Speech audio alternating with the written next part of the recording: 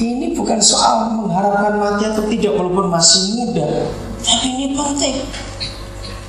Saya percaya kalau saya mati nanti waktu Tuhan tiba, khususnya anak-anak Papua dan banyak anak-anak yang saya besarkan, yang saya asuh, mereka akan berebut nulis apa di kartu nisan saya nanti. Saya nanti maksudnya, Pak Nobel sudah lama mati, tapi dunia sangat diberkati.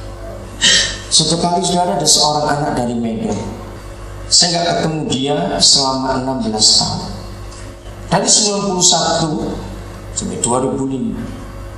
Suatu hari dia dengar saya ada suatu acara, bukan kebaktian. Ada satu meeting. Nah dia dengar dari temannya. Terus dia datang cuma sebentar, kasih kartu. Saya gak sempat baca, dibawa istri saya. Sampai di rumah kami buka kartu itu, saya menangis. Sebuah kartu yang sampai ini saya tidak pernah tahu beli di mana. Kartu itu tulisannya begini dalam bahasa Indonesia. 100 tahun dari sekarang, 100 tahun kemudian, kalau saya pakai kata ini, orang tidak tanya alamatmu di mana. Ya pasti di kuburan. Ini betul nggak? Sampai sekarang kok. 100 tahun dari sekarang, sejak sekarang ini, orang gak akan tanya, kamu kerja apa? Masih kerja gak 100 tahun lagi kita ini? Walaupun yang umurnya baru 16 tahun, masih kerja? Siapa jawab? Tidak, sudah mati. 100 tahun dari sekarang orang juga tidak tanya, tabunganmu tinggal berapa? Betul? Tapi kartu itu berbunyi, yang orang tanyakan 100 tahun dari sekarang, apa investasimu dalam hidup banyak orang? Saya simpan kartu itu sampai hari ini. Kebetulan dia meninggalkan nomor telepon di amplopnya. Sampai hari ini saya gak ketemu dia lagi. Terus saya telepon besok. Saya telepon dengan nada yang sangat antusias. Tapi mungkin nada saya karena saya bergairah seperti emosi gitu. Dia tanya, apa Koden marah? Oh enggak, lu kenapa lu punya gitu? Habis saya takut tadi kok suara Koden seperti itu. Enggak, justru Koden tuh mau tanya, saya tuh mau tanya, bagaimana kamu bisa dapat kartu itu dan apa yang kamu pikir 15 tahun kita nggak ketemu. Dan ketemunya di Jerman, di kota Munchen. Dan dia beli kartu itu di satu negara, bukan di Indonesia. Saudara, lalu dia cerita begini. Setelah saya lulus dari Jerman, saya kerja di perusahaan Jerman, perusahaan kimia. Dan salah satu produknya adalah bahan kimia untuk semua pabrik, jadi pembersih mesin. Jadi dia itu keliling Indonesia, semua sampai ke Papua pun. Cuma karena di Nabire dan sebagian kota besar Papua belum ada industri, hanya Sorong, Timika. Jadi dia nggak sempat ke Nabire. Yang saya sejak saya lulus ya sudah lebih 10 tahun lalu dari hari itu, saya ini kalau ke kota mana saja, saya ke gereja, cari gereja, saya pasti ketemu orang yang kenal Koden.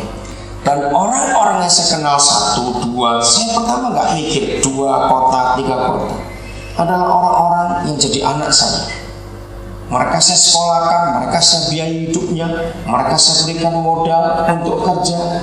Dia itu heran. Nah dia itu ingin ketemu setelah sekian tahun dia keliling itu. Nah suatu kali dia di suatu toko di suatu negara, tiba-tiba berusaha gerakan untuk beli kartu.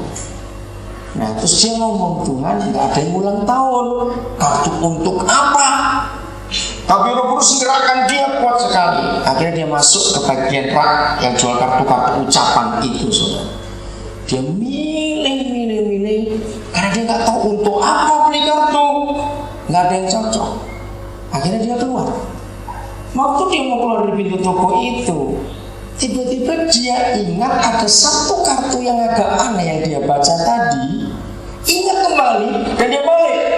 Nah kartu itu dikasih saya. Waktu dia baca lagi kartu itu, 100 tahun dari sekarang orang begini-begini. Terus dia tanya lagi, Tuhan, kalau saya harus beli kartu ini, saya beli kartu ini untuk siapa? Saudara, dengarkan ini.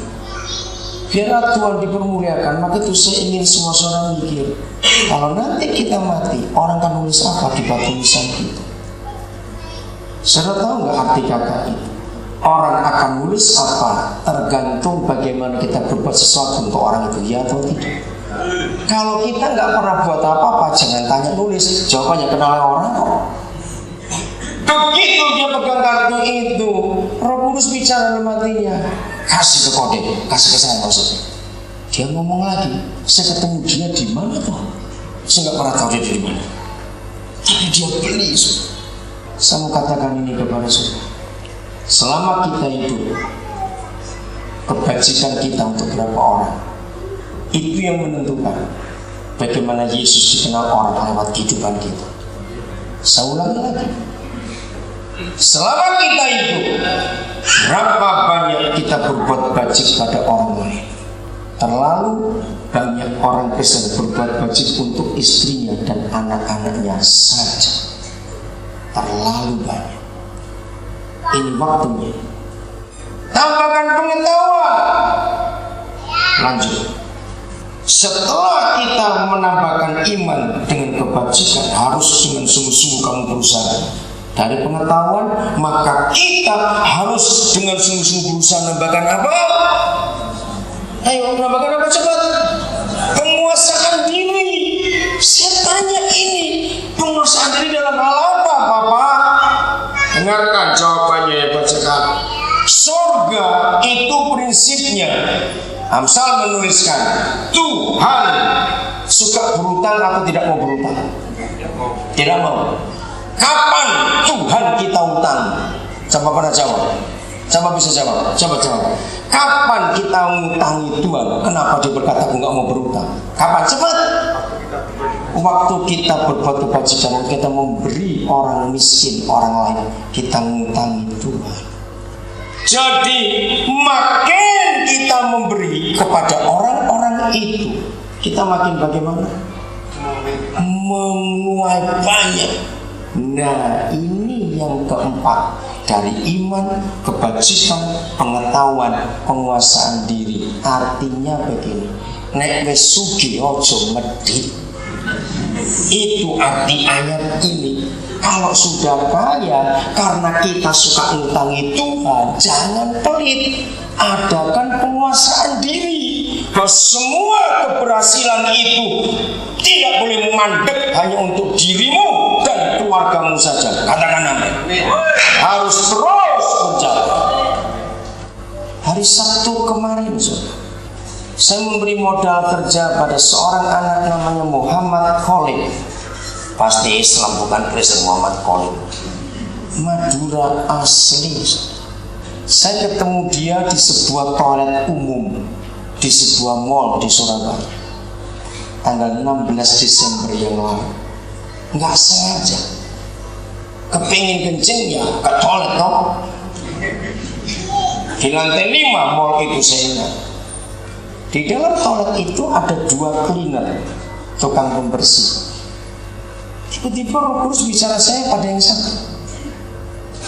Karena orang banyak, saya tidak bisa ngomong, saya minta nomor teleponnya. Saudara, malam itu saya telepon. Tuhan jamah hidupnya. Sudah berapa kali dipercaya ke gereja? Suatu kali saya jadi KKR di Pari, KKR Natal Pemuda Sekota Pari, tanggal 5 Januari. Lagi puji-pujian, azan maghrib berbunyi. Terus dia ngomong, Pak, saya sholat dulu ya.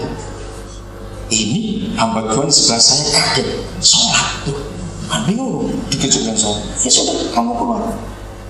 Pujian panjang karena itu Natal. Dia sholat selesai, kebaktian belum selesai, dia masuk lagi.